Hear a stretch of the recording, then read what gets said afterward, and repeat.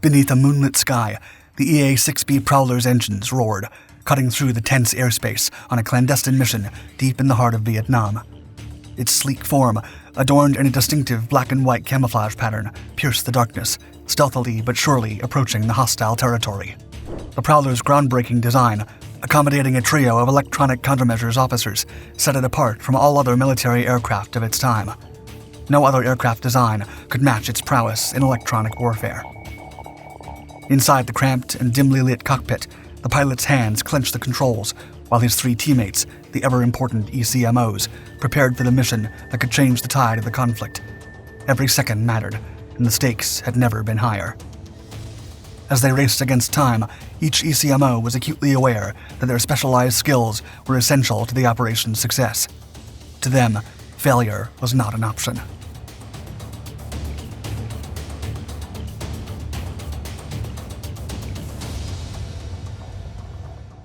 Electronic warfare.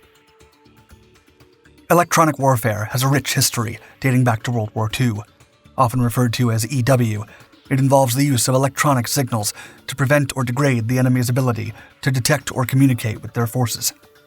At the beginning of the conflict, the equipment used for electronic warfare was small, light, and simple, making it easy to add to ordinary bombers. However, as the radar environment became more complex, particularly by the time the Korean War began, so did the means necessary to counter it. As such, the equipment became heavier and bulkier and required specialized operators to use it effectively. The electromagnetic environment had become even more complex when the Vietnam War arrived. Search and height-finding radars to detect incoming aircraft appeared in large numbers, while guidance radars were also added to aim anti-aircraft guns and surface-to-air missiles. Initially, the Air Force and Navy relied on electronic warfare variants of the Douglas A3D-A3 Sky Warrior, which were used as standoff jammers, orbiting in safer airspace, often offshore, in support of strikes. However, the U.S. required an improved electronic warfare aircraft to accompany a strike force to the target and back. The EA-6B Prowler was developed to meet this need, and was the first U.S. military aircraft specifically designed for such a purpose. The Prowler. The EA-6B Prowler was a formidable electronic warfare aircraft that played a crucial role in protecting the U.S. Navy's strike aircraft and surface ships from electronic threats. Grumman engineers decided to modify their own A-6 intruder to create the Prowler, designed to be even better than the reliable workhorse A-6 used during the Vietnam War. The EA-6B Prowler had a top speed of around 566 miles per hour and a service ceiling of 37,600 feet, with a wingspan of 53 feet and a length of 59 feet 10 inches. Also, the aircraft had a distinctive black and white camouflage pattern on its exterior, and its wings were of the high-mounted swept-back variety, able to be folded up for easier storage on aircraft carriers. To meet the Navy's expansive requirements, Grumman engineers completely redesigned the A-6 airframe, lengthening the fuselage and modifying the canopies to fit a 4-person crew. Moreover, as part of its air defense suppression role, the EA-6B Prowler was capable of carrying high-speed anti-radiation missiles, or HARM, to home in on radar signals from enemy anti-aircraft missiles or guns and destroy their sources. However, the Prowler was not equipped with any guns or bombs for traditional offensive strikes. The model was a heavyweight aircraft, especially on landing due to all the electronic equipment. As such, Grumman strengthened the entire airframe, including the wings and landing gear, to accommodate the extra weight and make it more durable. And to account for a heavier aircraft, Grumman fitted it with more powerful versions of the engines used on the intruder, 2 Pratt & Whitney J52 P408A turbojet engines that provided a maximum thrust of 9,300 pounds each. Furthermore, the aircraft could also carry external fuel tanks to extend its range. The result was a new aircraft with comparable speed, despite its more considerable weight. ECMOs.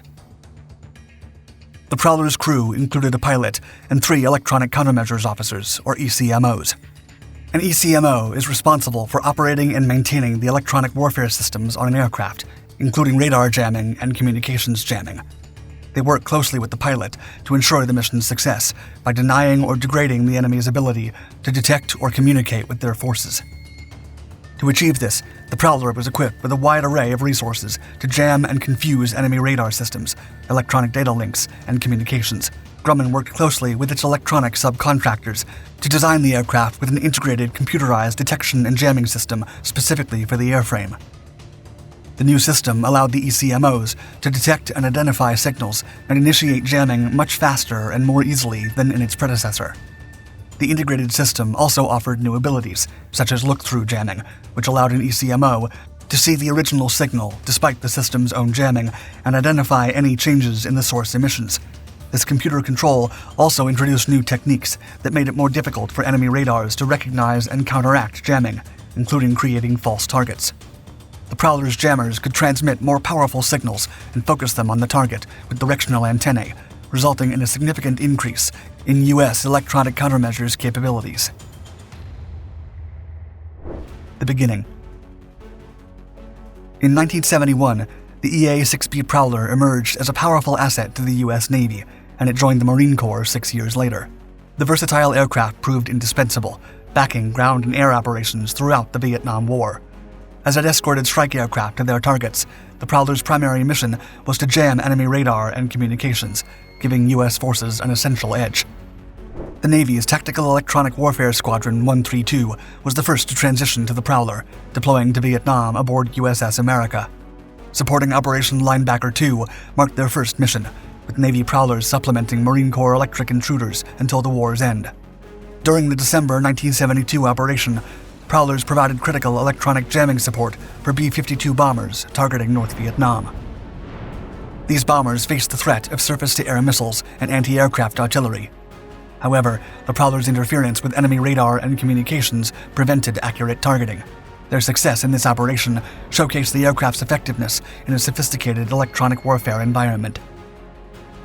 The model's resourcefulness extended to the evacuation of American citizens and Vietnamese refugees during Operation Frequent Wind in 1975. Jamming North Vietnamese communications and radar systems, the Prowler ensured the safe passage of U.S. helicopters and aircraft. Ultimately, the Prowler's success paved the way for advanced electronic warfare capabilities in future conflicts, and the U.S. Air Force even adapted it into the EF-111A Raven, performing the same electronic warfare mission with the F-111 Aardvark airframe. Still strong. Following the Vietnam War, the Prowler remained vital in U.S. military operations. Throughout the 1980s and 1990s, the aircraft saw action in Grenada, Libya, and Bosnia, as well as intercepting the Achille Lauro hijackers and serving in the Gulf War. During the conflicts in Iraq and Afghanistan in the early 2000s, the EA-6B Prowler provided essential electronic warfare support to U.S. and coalition forces time and time again. In Iraq, it played a critical role in Operation Iraqi Freedom in 2003, where its primary mission was to suppress enemy air defenses, jamming radar and communication systems to enable coalition aircraft to conduct airstrikes with minimal risk. As the conflict evolved into an insurgency, the Prowler's mission expanded to include counter-IED operations. Insurgents frequently use cell phones and garage door remotes as triggers for improvised explosive devices, posing a significant threat to coalition forces. The Prowler's advanced jamming capabilities allowed it to disrupt these signals, preventing the detonation of roadside bombs and saving countless lives.